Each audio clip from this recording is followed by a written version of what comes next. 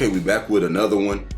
Y'all, we got some crazy news here. We're looking at this article here where USADA announces a split from the UFC. They're pointing the finger at Conor McGregor and Joe Rogan. I don't know how Joe Rogan is involved in this, but we'll take a look at this article and get the details. Just initially, what are your thoughts on this? Your perspective is different from mine. My perspective is the UFC possibly want to see more exciting fights. Maybe like more knockouts, maybe more finishes. There's other stuff going on behind the scenes, but initially my thought was we do see a lot of boring fights, man, in the UFC. And then we talking about comparing MMA to boxing and other sports. Right hand and down he goes. There it is. You know, like back in the day when it first came popping, we saw more finishes, more knockouts. But it was also more brutal too, and it was one of the reasons why people didn't want to see it become mainstream, because it was hard to stomach. I think MMA and the UFC in particular, where it is, could the fights be a little bit more exciting? Yes, because there are times where you can watch an entire card and 3 people might show up and do something that is memorable and make you feel like, okay, it wasn't a complete waste. But to get to the point to where you split from a USADA and now you're about to possibly implement something else where people can use certain substances, or you hire some type of private firm to take care of the testing, and then you do the in-house testing where you can control who gets tested and when and what. I don't know what the regulatory situation would look like as far as that. But it can't be that serious to where we want exciting fights so bad that we're now gonna start letting fighters do God knows what, because we don't know what it's gonna look like, you know. Yeah. This is something that's gonna happen in the future, because apparently USADA and the UFC came to an agreement to continue the partnership back in May, but because of the Conor situation, now the UFC decided, nah, we're gonna split. But also something else, didn't the UFC merge with the WWE under Endeavor? Endeavor. So there's probably some behind the scenes things going on too, business wise, that we're not necessarily aware of. Life sucks, and then you die. But my thoughts were, if the UFC now gets to the point where they can control the testing, as far as whatever, they're probably going to hire whatever company is going to let them do whatever they want to do. Let's be real. Yeah. And the UFC will basically have the fighters at their mercy, because they'll control who gets tested, when, what the punishment will be. It's basically going to be complete control.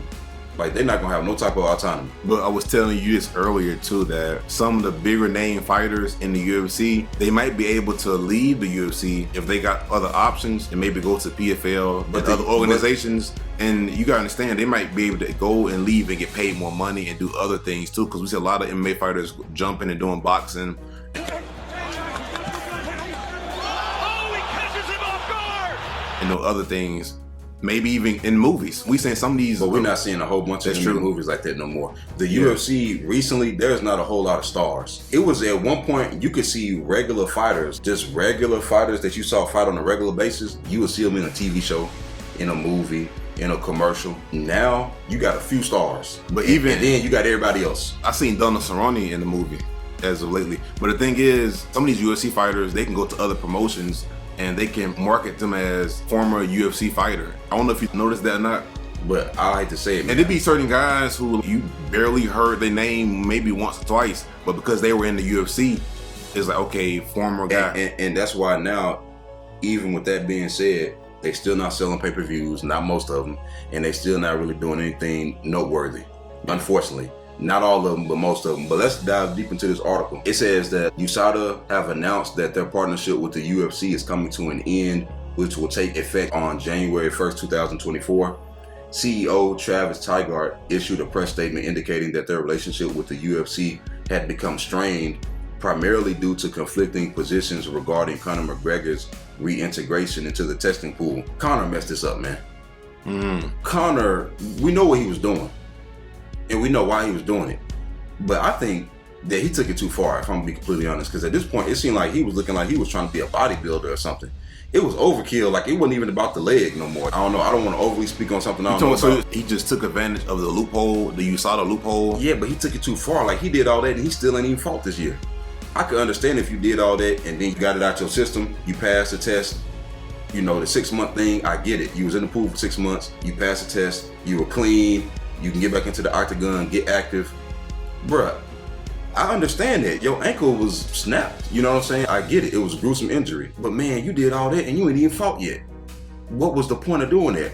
Anderson got caught doing something, trying to rehab. He got back in the octagon. Thiago Silva, back in the day, hurt his back. Remember, he got caught. He was trying to recover from back injury. It's a few people who had some gruesome injuries and they did certain things and, it caught up to them, but they never had been in trouble like that before. I'm not saying if they did or didn't do anything, but they hadn't been caught. And then it makes it worse for Conor McGregor because at one point he was talking about fighting in middleweight just as a joke, and it was like, bruh, like, come down and fight at your weight class, man. Like all the joking around and the teasing. Fighting at never weight. He damned up there with Paulo Costa with all the games he playing. Basically. So now this is what he said. He said, we can confirm that Conor McGregor has re-entered the USADA testing pool as of Sunday, October 8th, 2023. Tiger said in his statement, courtesy of Ariel Helwani, we have been clear and firm with the UFC that there should be no exception given by the UFC to McGregor to fight until he has returned 2 negative tests and been in the pool for at least 6 months. He also said, we do not currently know whether the UFC will ultimately honor the 6-month or longer agreement. USADA will no longer be involved with the UFC anti-doping program. The UFC did an about face and informed USADA on the 9th that it was going in a different direction. Now, it gets interesting. We are disappointed for the UFC athletes who rely on USADA to protect their rights to a clean, safe, and fair octagon. The UFC's move imperils the immense progress made within the sport under USADA's leadership, And then it says the relationship between USADA and UFC became untenable when the UFC leaders and others started questioning USADA's principled stance that McGregor not be allowed to fight without being in the testing pool for at least 6 months. So the UFC basically wanted them to make exceptions to the rule. Make an exception. And they didn't do it. And now the UFC basically got mad, leadership, whoever they may be, and say, okay, well, how about this? They probably was thinking about it anyway. But they probably was thinking about it, and this was the straw that broke the camel's back because they want to be in complete control, or everybody got to be held accountable to somebody. And just like you said an hour ago, Conor is really, he's one of their biggest stars still. And he ain't fought in a long time. So they trying to get back to where they can make more money. And what you said they'd rather make money short term than, what you said? They'll jeopardize fighters' health, possibly long term, just to make money short term. Because it's business, but at the same time, we talking about people's health. Because what's the UFC pay-per-views been looking like in 2023? Let's talk about the money. Follow the money trail. Let's follow the money.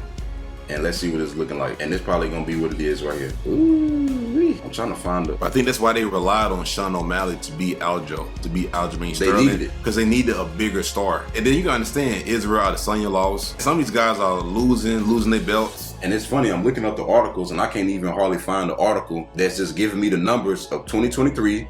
How much money did you make on these pay-per-views? Compared to 2022, every article, around this time. Yeah, every article is like, the top 10 selling pay-per-view. No. Give me the money for this year. They also invested a lot into Conor McGregor too, man. Floyd Mayweather fight, and also... Which is still making money. Also the Ultimate Fighter show. That costs money to film that. So they really have a lot invested in that Conor McGregor train. They want to keep that train going.